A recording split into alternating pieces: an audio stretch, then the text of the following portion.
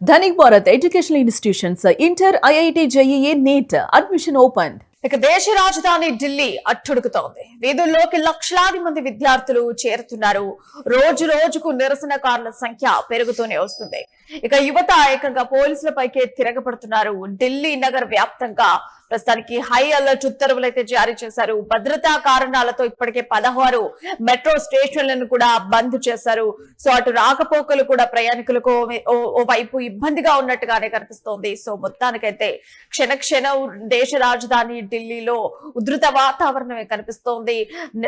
Second గడిచిన కొద్దీ ఇంకొంతమంది నిరసనకారులు ఎక్కువ అవుతున్నటువంటి సిచ్యువేషన్ అక్కడ ఢిల్లీలో కనిపిస్తోంది. దీనికి సంబంధించినటువంటి పూర్తి డీటెయిల్స్ మా ప్రతినిధి వెంకట్ ఫోన్ ద్వారా తెలియజేస్తారు.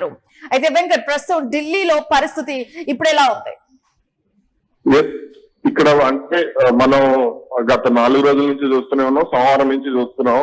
సోమవారం జరిగినటువంటి నిరసన కాంగ్రెస్ జనతా పార్టీ మొదలు పెడితే మంగళవారం కాంగ్రెస్ పార్టీ దాన్ని అందుకుంది. దీనితో ఒక్కసారిగా నేషనల్ మీడియా మొత్తం కూడా అప్పుడు ఈ కార్యక్రమాలను మొత్తం కూడా ఇప్పుడు కవర్ చేయడంతో మొత్తం దేశవ్యాప్తంగా కూడా దీనికి సంబంధించి చర్చ అనేది మొదలైంది. ప్రతి ఒక్కరికి కూడా అక్కడ అసలు ఏం జరుగుతుంది ఏంటి అనేది అటు సామాజిక మాధ్యమాల ద్వారా కానీ, ఇటు మీడియా ద్వారా కానీ, ఎలక్ట్రానిక్ మీడియా ద్వారా కానీ, పేపర్ మీడియా, ప్రింట్ మీడియా ద్వారా కానీ తెలుస్తున్నటువంటి పరిస్థితి ఉంది. అయితే ఇక్కడ అంటే ముందు సాధారణంగా ఇట్లా పేపర్ లీకేజీలు కానీ, నిరుద్యోగ సమస్యల విషయంలో కానీ ఏదో 1-2 రోజులు నిరసన కార్యక్రమాలు జరుగుతాయి, 1-2 రోజులు చేసేసి సైలెంట్ అయిపోతారు, వెళ్ళిపోతారు అనేటువంటిది కేంద్ర ప్రభుత్వం అంచనా వేసుకుంది. కానీ అటువంటి పరిస్థితి ఎక్కడా కూడా కనపడినటువంటిది మనం చూస్తున్నాం. అంటే ఉద్యమాన్ని ఎలా నిర్వహిస్తే బాగుంటుంది అనే దానికి సంబంధించి ఒక పక్ష ప్లానింగ్ తో కాక్రోచ్ పార్టీ అయితే ముందుకు అడుగులు వేస్తోంది. కాక్రోచ్ పార్టీకి మద్దతుగా అంటే ఢిల్లీలో పోలీసు జరిగినటువంటి లాఠీ చార్జీకి నిరసనగా దేశవ్యాప్తంగా కూడా ఆగ్రహ జ్వాలలు వ్యక్తమవుతున్నటువంటి పరిస్థితి ఉంది.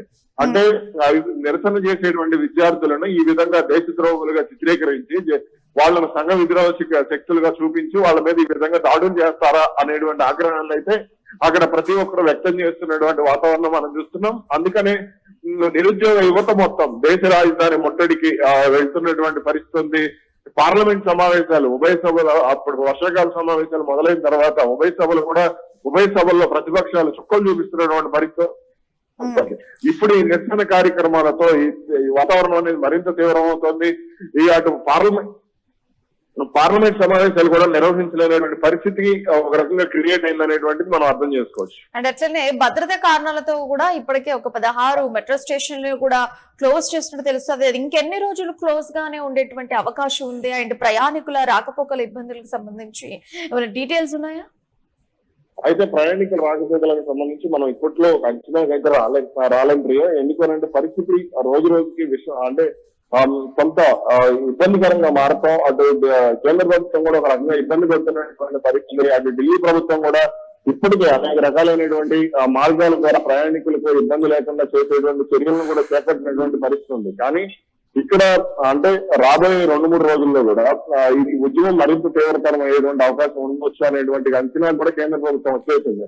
అలాగే అటు ఢిల్లీ విమానాశ్రయం వద్ద కూడా భద్రతను కట్టుబెట్టడం చేశారు. విమానాశ్రయానికి వెళ్లేటువంటి మార్గాలు కానీ, Delhi railway station, Nizamuddin railway station కానీ, అలాగే ఢిల్లీ రైల్వే స్టేషన్ పరిసర ప్రాంతాల్లో కూడా భద్రతను మరింత పెంచినటువంటి వాతావరణం అయితే కనపడుతుంది. కాబట్టి ఇప్పట్లో అంటే ఈ ప్రయాణికుల రాకపోకలకు సంబంధించి కానీ, ప్రయాణికులకు అంటే వాళ్ళకి సంబంధించినటువంటి ఈ మెట్రో స్టేషన్స్ కానీ, అలాగే బస్ స్టాండ్లకు సంబంధించి కూడా కొన్ని నిరసన అంటే పోలీసులు నిరసనకారులను దృష్టిలో పెట్టుకుని అక్కడ కూడా కొంత నిఘాలు అయితే పెంచడం జరిగింది. అవసరమైతే బస్ సర్వీసులను కూడా రద్దు చేయాలనేటువంటి ఆలోచనలో ఉన్నట్టుగా సమాచారం. అలాగే మనకు అందుతున్నటువంటి లేటెస్ట్ సమాచారం ప్రకారం ఢిల్లీలోని కొన్ని పెట్రోల్ బంకులను కూడా మూసివేశారు. అంటే నిరసనకారులు ఎక్కడైతే పెట్రోల్ ఎక్కువగా కొట్టించుకుంటున్నారో ఆయా ప్రాంతాల్లో కూడా పెట్రోల్ బంకులు మూసివేసినటువంటి పరిస్థితి కూడా ఉందనేటువంటి విమర్శలు కూడా కొంత వస్తున్నాయి. అండ్ ఆల్సో ఇప్పుడు కూడా కేవలం ఢిల్లీలోనే కాకుండా రేపు అంటే జూలై 24న తెలంగాణ వ్యాప్తంగా కూడా విద్యా సంస్థలు బంద్ కు పిలుపునిచ్చినట్టుగా ఇన్ఫర్మేషన్. సో దీని ప్రకారంగా మనం కనుక చూసుకుంటే దేశ వ్యాప్తంగా కూడా ఈ నిరసనలు విస్తరించేటువంటి అవకాశం ఎక్కువగా కనిపిస్తోంది అనుకోవచ్చా? దేశవ్యాప్తంగా కూడా ఇప్పుడు మహారాష్ట్ర గానీ, లేదంటే ఇప్పుడు తెలంగాణ గానీ, అలాగే ఇటు ఆంధ్రప్రదేశ్ వ్యాప్తంగా కానీ, అదే విధంగా అటు కర్ణాటక కాంగ్రెస్ పార్టీ అధికారంలో ఉన్నటువంటి కర్ణాటక కానీ, అలాగే కేరళ రాష్ట్రంలో కానీ, తమిళనాడులో కానీ మొత్తం కూడా ఈ ఉద్యమ తీవ్రత అనేది ఎక్కువగా ఉండేటువంటి అవకాశం ఉంది. నీట్ పేపర్ అనేది జాతీయ అంశం, జాతీయ సమస్య కాబట్టి ఈ అంశాన్ని జాతీయ స్థాయిలో ప్రొజెక్ట్ చేయగలిగితే అది ఖచ్చితంగా అది కేంద్ర ప్రభుత్వం ఒత్తిడికి గురవుతుంది. ఇప్పుడు ఎవరైతే దీనికి సంబంధించి అంటే కాంగ్రెస్ పార్టీ ప్రధాన నిందితుడు అని ఆరోపిస్తోందో ధర్మేంద్ర ప్రధాన్, విద్యాశాఖ మంత్రి ధర్మేంద్ర ప్రధాన్ రాజీనామాను అటు కాంగ్రెస్ పార్టీ కూడా డిమాండ్ చేస్తోందో ఆయన రాజీనామా చేసే వరకు కూడా ఉద్యమ తీవ్రత అనేది మరింత ఎక్కువ అయ్యేటువంటి అవకాశం ఉంటుంది.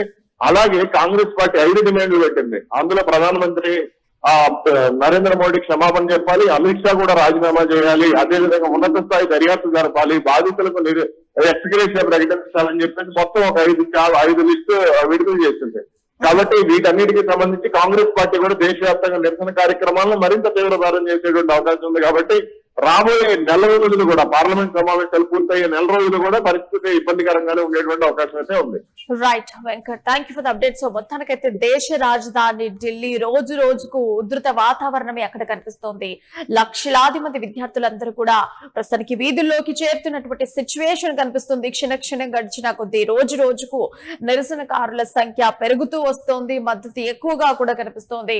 ఓవైపు యువత అంతా కూడా పోలీసుల పైకి తిరగబడుతున్నటువంటి సిచ్యువేషన్ ఈ రోజు మనం ఢిల్లీలో చూస్తున్నాం. అయితే ఢిల్లీ నగర వ్యాప్తంగా కూడా హై అలర్ట్ ఉత్తర్వులు ప్రకటించారు. భద్రతా కారణాలతో ఇప్పటికీ 16 మెట్రో స్టేషన్లను కూడా బంద్ చేశారు. కొన్ని ప్లేసెస్ లో నిజాముద్దీన్ రైల్వే స్టేషన్ ని కూడా క్లోజ్ చేసినటువంటి సిచ్యువేషన్ కనిపిస్తోంది. అంతేకాకుండా కొన్ని పెట్రోల్ బంకుల్లో కూడా ఎక్కడైతే నిరసనకారులు ఎక్కువగా పెట్రోల్ కొట్టించుకుంటున్నారో ఆ ప్లేసెస్ ని కూడా కొన్నిటిని బంద్ చేశారనేటువంటి ఒక ఇన్ఫర్మేషన్ కనిపిస్తోంది. సో మొత్తానికైతే ఇప్పటికీ ఇవాళతో కలుపుకుంటే 4వ రోజు మూవ్ ఆన్ అవుతూనే ఉంది ఈ నిరసన. సో మొత్తానికైతే ఈ నిరసన దేనికి దారితీస్తుంది, ఎక్కడి వరకు వెళ్తుంది, ఇంకా కూడా కొనసాగుతూనే ఉంటుందా లేదా, అసలు కేంద్రం దిగొస్తుందా లేదా అనేటువంటి కొన్ని క్వశ్చన్స్ అయితే ఇప్పుడు ఎక్కువగా కూడా ప్రజల్లో కనిపిస్తున్నాయి.